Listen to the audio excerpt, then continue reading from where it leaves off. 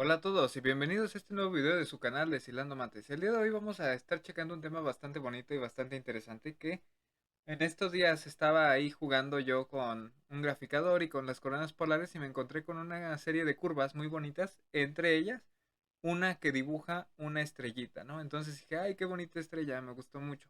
Tengo que llevárselas al canal para que la vean y la disfruten conmigo. Entonces dije, bueno, pues lo llevamos. ¿Qué le hacemos a la estrellita más allá de dibujarla? Dije, ¿qué le hacemos? Pues vamos a encontrarle su área. Dije, ¿qué más? Ya hemos visto en el canal anteriormente área y longitud y hasta volumen en coordenadas polares. Bueno, pues ya, ¿qué más da que encontremos un área más? Entonces vamos a ver qué onda con la estrellita.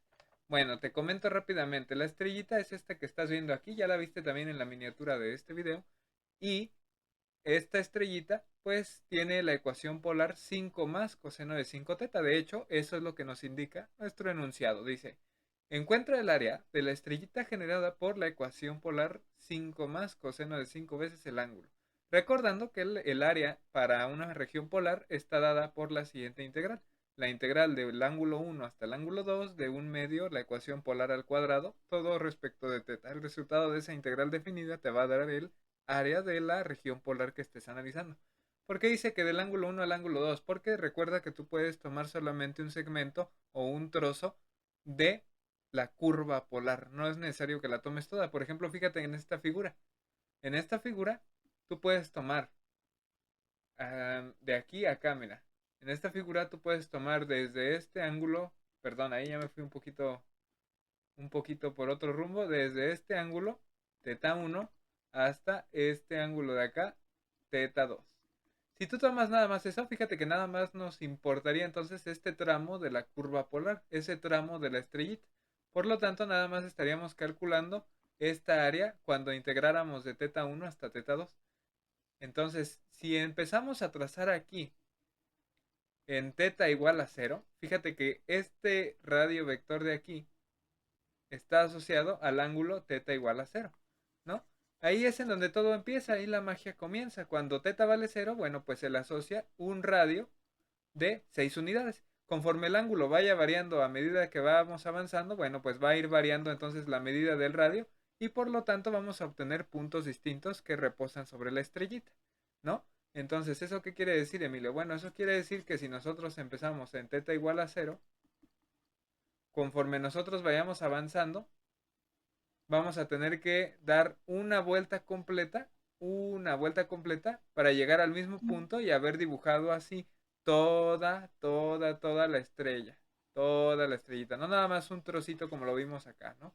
Entonces, si queremos dar toda la vuelta para dibujar toda la estrella, vamos a ir desde teta igual a 0 hasta teta igual a 2pi.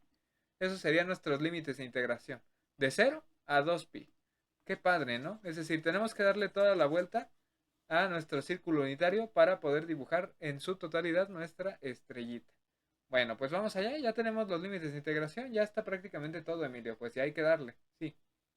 Siguiendo la fórmula, entonces tendríamos que el área es la integral de un medio, la función polar al cuadrado. Entonces nosotros vamos a tener que elevar al cuadrado 5 más coseno de 5 teta. Todo eso lo vamos a tener que elevar al cuadrado, integramos respecto de teta y evaluamos nuestros límites de integración. ¿Quiénes son los límites de integración? Entonces vamos a ir desde un primer ángulo 0 hasta el ángulo final que es 2pi. Es decir, necesitamos darle toda la vuelta al círculo unitario, ¿no? Listo. Ok, ¿qué más, Emilio? Bueno, pues aquí para no batallar tanto, este un medio lo vamos a sacar del integrando porque es una constante de 0 a 2pi de 5 más coseno de 5 veces teta. Todo esto al cuadrado y respecto de teta, ¿no?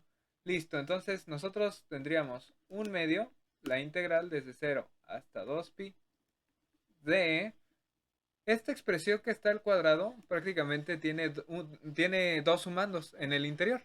Y al tener dos sumandos, tiene la forma de un binomio al cuadrado. Entonces, como tal, hay que tratarlo y como tal hay que evaluarlo.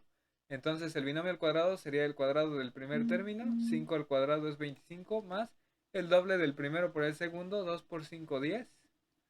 Coseno de 5 veces teta más el cuadrado del segundo, ¿no? Del segundo sumando. sería coseno cuadrado de 5 teta. Esto respecto de teta y listo. Ahora, fíjate, aquí yo quiero que observes que nosotros estamos en posición de reemplazar este coseno cuadrado de 5 teta por un equivalente. ¿Quién sería ese equivalente, Emilio? Aquel que me da la identidad trigonométrica del coseno al cuadrado como un ángulo doble. Es esta, mira, para que te acuerdes. Coseno cuadrado de un ángulo es lo mismo que hacer 1 más el coseno del doble de ese ángulo, es decir, 2x, entre 2. ¿Sí? Es decir, también podemos nosotros repartir este 2 y escribirlo como un medio más un medio coseno, pero de 2x, ¿no? Y listo. Entonces nosotros vamos a reemplazar ese coseno cuadrado de 5 teta por su equivalente como ángulo doble. ¿Sí? Entonces, ¿qué es lo que tendríamos que hacer, Emilio? Pues reemplazar nuestros datos, ¿no? Nosotros tenemos coseno cuadrado de un ángulo, entonces, ¿cómo nos quedaría? Aquí lo que tendríamos que hacer es el doble del ángulo con el que estamos trabajando. Te explico. Estamos trabajando con el ángulo 5 teta. Si el equivalente nos dice que le saquemos el doble a ese ángulo, bueno, pues si el ángulo es 5 teta, su doble es 2 por 5 teta, 10 teta, ¿verdad? Ok, Emilio, ya te entendí. Entonces, a ver, vamos a reemplazar.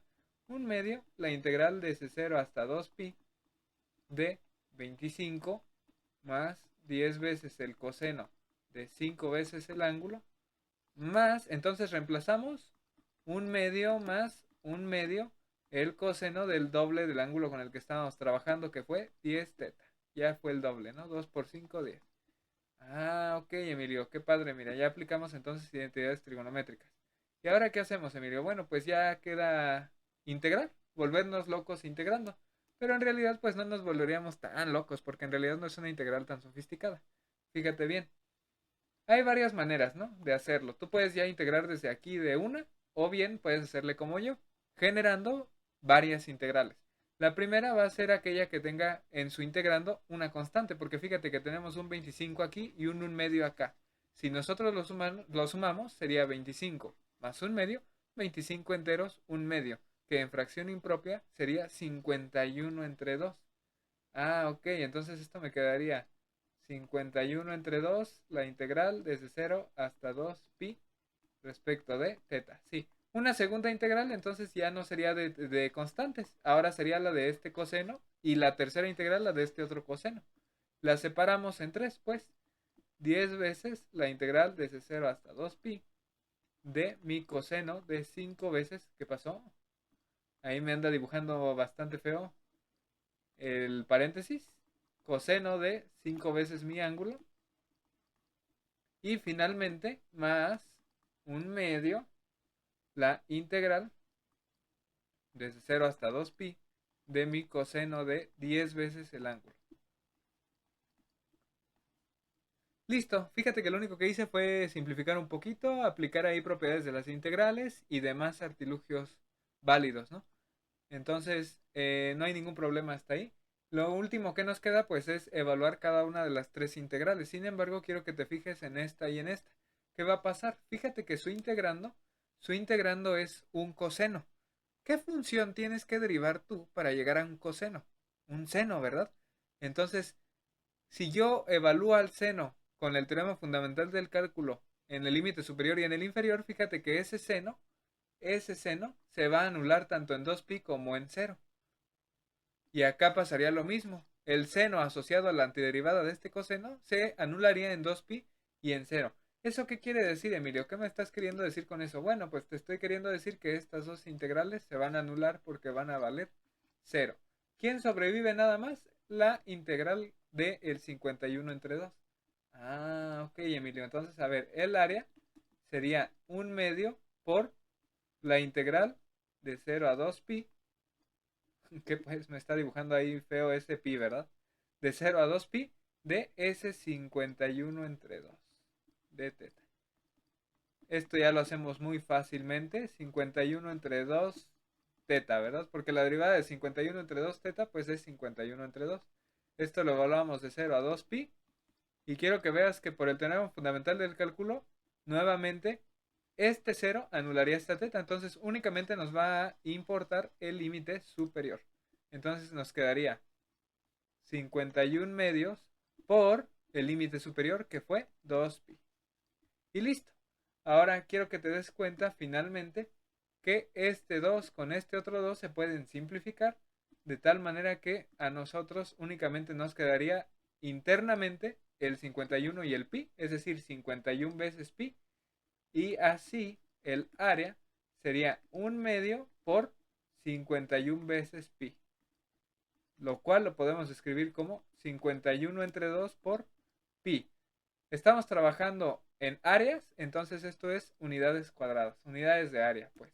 Y esa sería el área de nuestra estrellita. ¿Cómo ves? Si tú metes eso a la calculadora, pues aproximadamente serían como 80.1 unidades cuadradas, ¿no? Más o menos. Espero que te haya gustado este video. Con esto me despido. Cuídate mucho, que estés muy bien. Cualquier duda o inquietud, házmela saber en los comentarios. Si deseas que chequemos algún tema en especial, déjamelo en los comentarios. Aquí nos estamos viendo. Adiós.